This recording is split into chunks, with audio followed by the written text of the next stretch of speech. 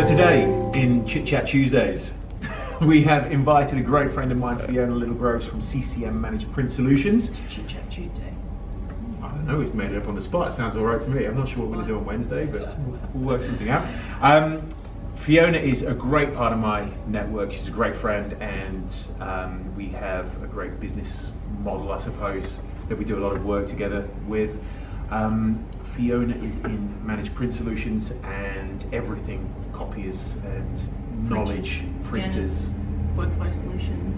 Fantastic. So she's kind of here today to have a chat with me, but also to have a little look at our old beast that we'll get into very, very shortly over there.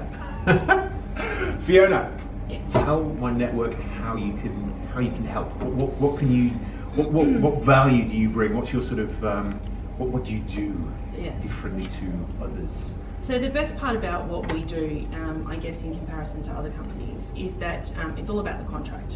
So the copier is the copier, right? So assuming that there is a copier that is fit for purpose within your business. So for example, a 35 page per minute photocopier does 35 pages per minute photocopying, right? So if speed, assuming that we speed issues or any actual physical issues of the device, which all of them these days are relatively the same, they do the same thing.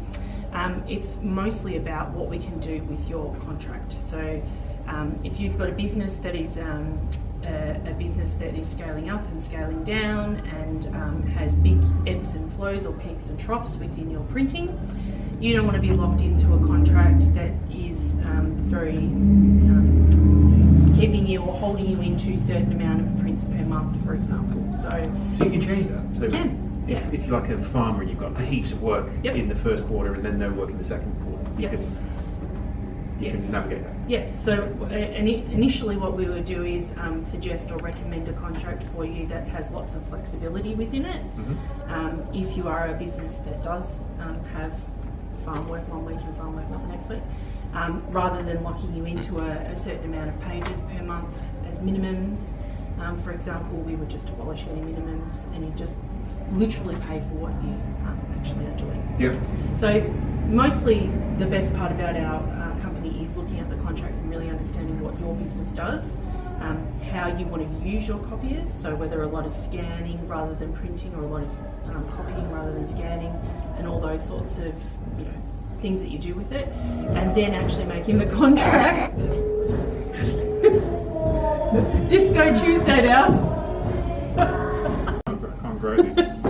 So anyway, we've just come back up because the joys of having a office with sound systems upstairs and downstairs and a fashion team who just love heavy music. It goes on quite often. Yes. So what were we saying? What we're talking about. It was about contracts, basically. It was about contracts and flexibility within your contracts. What do you see out there? So what do people in our network who may be watching this film, what they might have done and they're thinking, oh my gosh, how do I get out of it? What sort of advice, what do you see often that's a sort of a common thing when you go into your clients and sort of help them out? Yeah.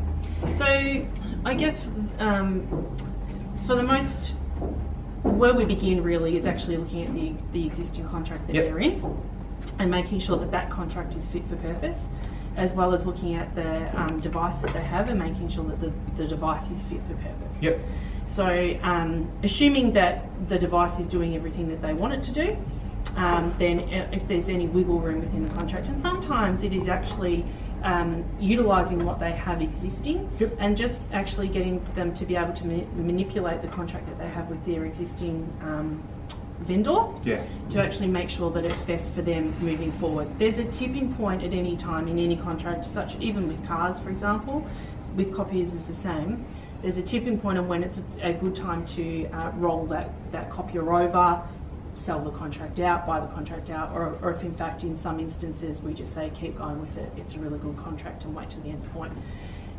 From the actual business side of things, what we're seeing is a lot about device utilisation.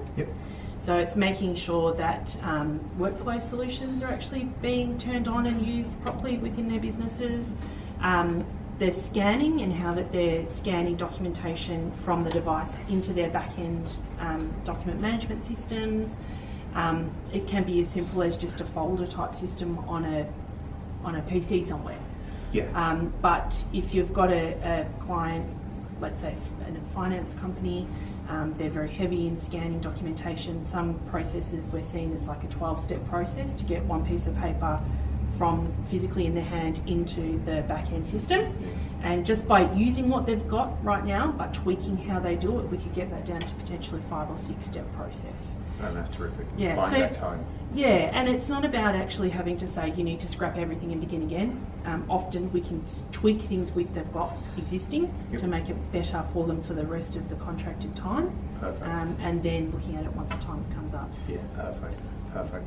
So there's a lot of grey areas in copiers and the finance of copiers. A contract is not a contract. A contract is certainly not a contract. So Fiona and I work very closely on a number of clients in terms of we help fund your copiers for clients, and we see some absolute belters.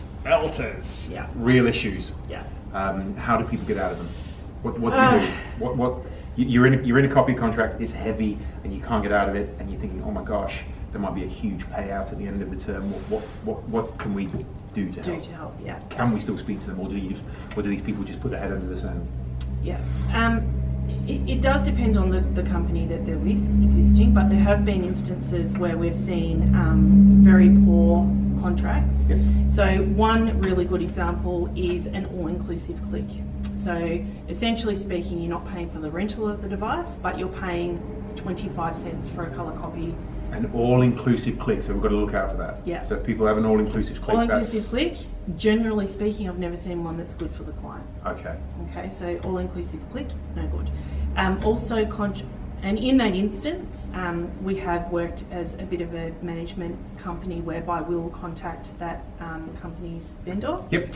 And act on their behalf to sort of explain to them that whilst the contract is lovely from their perspective, it's not so great for the client. It's not good business all around. Yeah, and should they wish to maybe extend with this client moving forward, that they might want to try and tweak things along the way. Yep. And there are varying degrees of success, but 70-80% of the time we've been able to at least help in some way.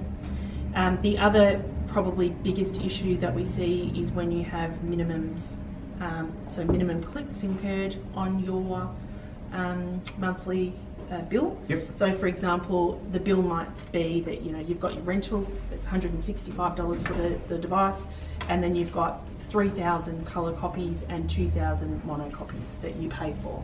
Now, if they only do 1,000 colour copies and 500 mono copies, they still pay for the total amount. Okay. So in that instance, and they will also pay if they go over that as well. So that doesn't carry forward. So if they don't use it, it's not an aggregate. It's just it's drops off. It's gone. So it's like your data on your mobile phone. Accrue it. So in those instances, those contracts tend to be skewed towards the vendor. Okay. And again, there's a negotiation. Can take place. We can do buyouts, payouts if it makes financial sense, but it all comes back to what makes financial sense for the client. There's no point us buying out a contract and then them entering into something that they're paying for another 5 years. Yeah. If it makes financial sense, we will do it. We will. And you're the same. I'll put it to you and say, Luke, does this make sense to you? And we'll Sometimes it does. Sometimes it does. Sometimes it doesn't. Yeah. We've got to tell them. Yeah. How do people know whether their contract is making financial sense to them still? Are you happy to go in there and meet with people? Yeah. What's the situation that happens? What happens there? So the best way is if a client is prepared to show us the actual agreement, the contract that they've got, that definitely works best. It's straightforward. It's pretty much a yes or no scenario. This is what you're contracted to, this is what you're using, and this is how you're using it. Does A and B make sense with C? Yes or no? So for instance, if a client who's watching this or a friend who's watching this has a contract that they're 2.5 years into a 4-year term or something like that, are we okay just to touch base with you and have it audited and you'll go through it and say, look, we can do this better or this better? Fantastic. Yeah, and it may be that we look at it and say, okay, you need to run with this for another 6 months, and then it'll make financial sense to actually rejig it. Or we might look at it and say, no, let's actually contact them now and see if we can actually do some things. It can be as simple as if a company has a multi-fleeted site, so they might have 5 copiers. It can be as simple as looking at individually where those copiers are placed within the business and actually moving those around to actually make the contracts work better. So the people ask when's the best time to look at it. Now. It doesn't matter if it's just started or if you're halfway through or if you're 12 months out. It doesn't really matter.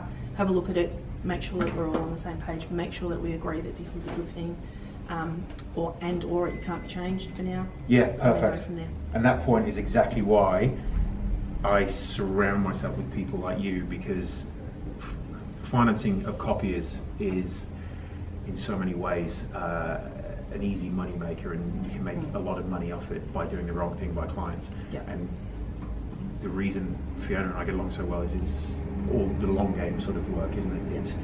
You don't have to sell them that day. It's not transactional and then see you later, I'm going on holiday.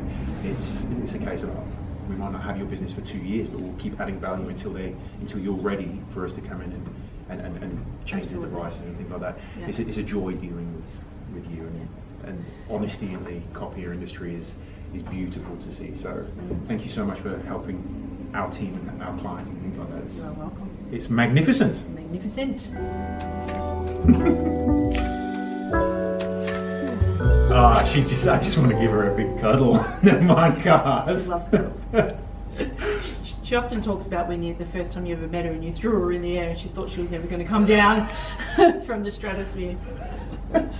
With my shoulder, I had this metal piece put in, and I had friends of ours, the 3 kids over on the weekend, and they were asking me, "Whoa, look at this scar, this big scar, it's like a door hinge in there." I said, "Kids, they're making me into Wolverine slowly, and you've got to watch out because every time I get angry now, these 3 prods come out of my." So don't make me angry. You've got to go to bed on time. I'm terrified of you. They were like, "Oh my God, Luke is Wolverine."